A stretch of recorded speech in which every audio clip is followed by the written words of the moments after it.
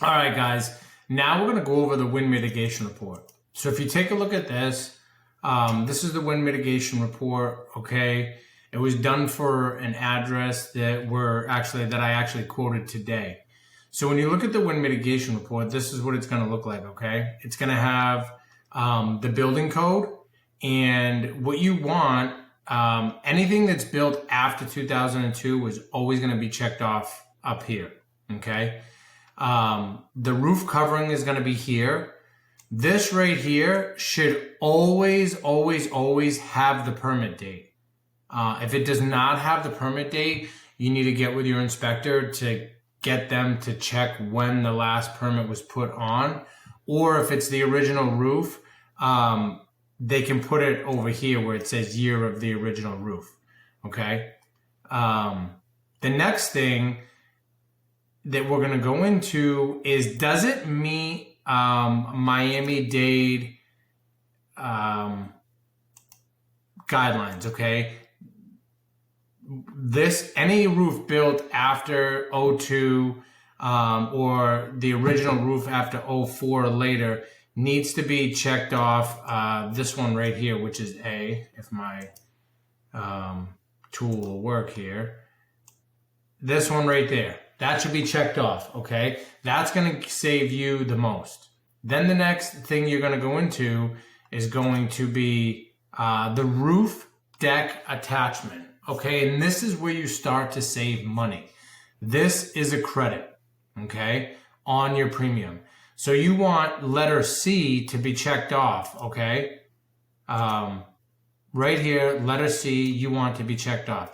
This is going to let me, the agent, and the carrier know that you have extra thick plywood, okay, on your roof, as well as the nail spacing instead of being 12 inches apart, it's only going to be 6 inches apart. What's that going to do? That's going to secure your roof down, the actual plywood that connects to your roof. It's going to secure it down even stronger. So if there was some wind to get up in there, it's harder to pop that decking off of the trusses. Okay. Then the next one that you're going to go over is going to be to the roof to wall attachment. And that's going to be where your trusses actually set to the roof. Okay. So you have the trusses come down. So in there is where they attach the trusses to the actual structure, okay? And so on this one, unfortunately, they have called toenails, okay? Now, toenails are code, and anything at code is still okay, but when it's built to code, you don't get credit. You start to get credit when you go above and beyond, okay? So I don't know if any of you, this is great for realtors and lenders. If you ever look at WindMit reports and you hear us agents talk about the third nail, there's a lot of third nail been talked about the last 4 or 5 years. The third nail starts down here when you get to clips, and it goes to single wraps and double wraps. This is where you get your savings from, okay? The third nail gets you your savings. Okay, so you want either B, C, or D checked off. Okay, usually, or E, structural anchor bolts. That would be even the best. Okay, but the toenails is just 2 nails toenailed into the side with a plate. And then if you get to clips, that's where you get to the third nail. That's usually something underneath holding it. And you have 3 nails put in, single wraps. They take a metal piece and wrap the truss around one time to hold it down, to make sure that if any wind gets under there, it doesn't pop off. They'll put 3 nails in there, double wraps 2 times around the truss, okay? And then structured anchored bolts as well, reinforced in concrete. So if you get E checked off, you're going to get the best, but usually only condos or commercial buildings will have that. I very rarely see some homes that have that checked off. The next one that we're going to go down to is roof geometry. Now, this is not a credit, okay? because there's no code to say, hey, you have to build a hip roof, flat roof, gable roof, anything like that. However, hip roofs, because the way that they are shaped, are the most, they're the least premium that you would pay on a policy. Hip roofs, a lot of people may not like them if they're building a custom home because, you know, they're pretty simple, cookie cutter, and not very elegant or have much custom work done to them. It's a gable roof that is going to be the most expensive roof to insure, as a hip roof would be the least expensive roof to insure. And that is just the way that it's shaped. There's less chance for wind to get up there and pop those trusses up, that decking off. Another savings for you, is question number 6. This is called secondary water resistant. Also known, you're going to hear roofers call it peel and stick. If you're from up north and you move to Florida, you're going to hear it called snow and ice. So what this is it's a sticky like tar substance that when you lay it over the plywood on your roof, all those seams that are there that you have on that roof, that decking, once the sun hits that underlayment, the SWR peel and stick, it is going to melt it like liquid. And it is going to fill in all those seams of the plywood. And what's that going to do? It's going to make it harder, a lot harder for water to penetrate through those seams. Okay. So when a lot of insurance carriers are give credits for this, and some have even changed their guidelines to only allow older homes to be quoted by them if they have that SWR on there. Okay. And then the last one for you guys to look at is opening protection. This is any piece of glass that you have on your house.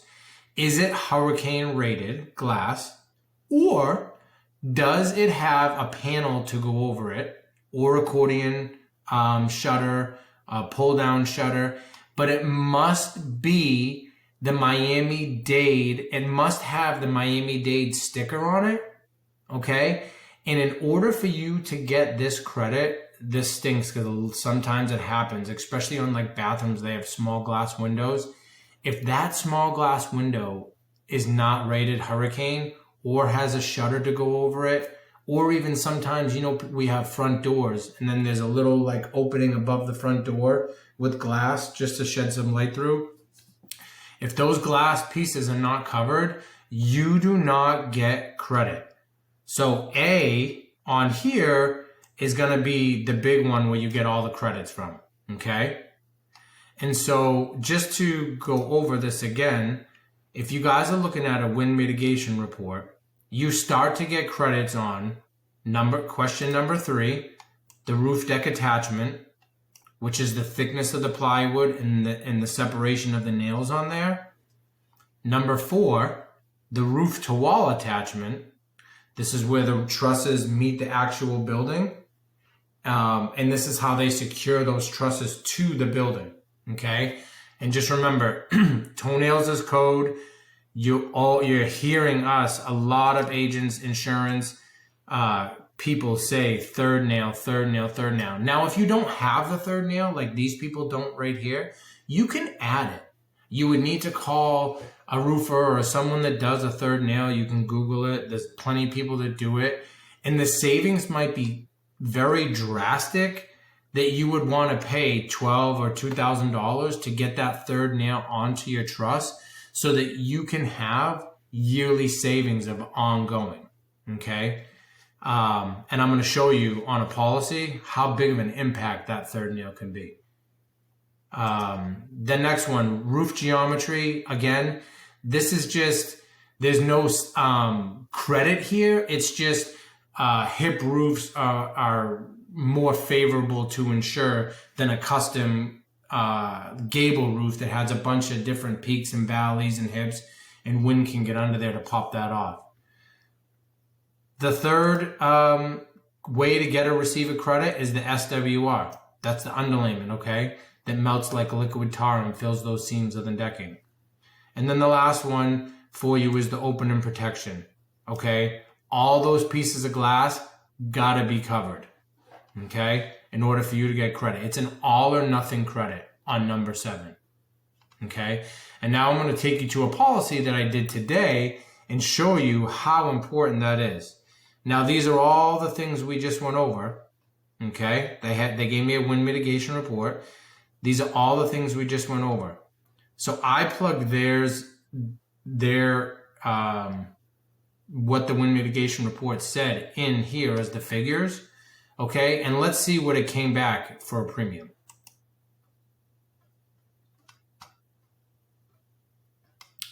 Wow. Okay. So their premium on this house with the way that it is $8,983.72. That's outrageous. It's crazy. I get it. Insurance is very expensive now. Now, I sent this to them along with a couple other quotes, and I also sent them, I do this for everybody. I always check to see, wow, what if they got the third nail? Okay. Let's just do clips. It's the simplest third nail. And you know what? What if they changed they got opening protection? They got hurricane shutters for their windows. What would it be? Would it be more reasonable to spend a one-time cost to have a yearly savings of that over and over? So just by clicking those two things and checking it, we're going to go, and now we're going to see what the premium is. That is massive. The premium savings was like $5K, over $5K, $5,100, $37.99.05. And that's where I relayed to them in the quote. I said, here's your quote. I gave them a couple different options. And then I also told them to please call me so that I could explain to them if they did a couple things to the house when they bought it, they could have a yearly savings of over $5,000. Okay. So again, guys, it's super, super important to have those wind mitigation reports. If you have any questions about them, look us up, jonesfamilyins.com. Call one of our 3 locations in Naples, Lee County, or Charlotte County. We'll be happy to help you and service all your needs and answer all your questions, okay? Thanks again, guys, for this week's Friday Facts, Wind Mitigations.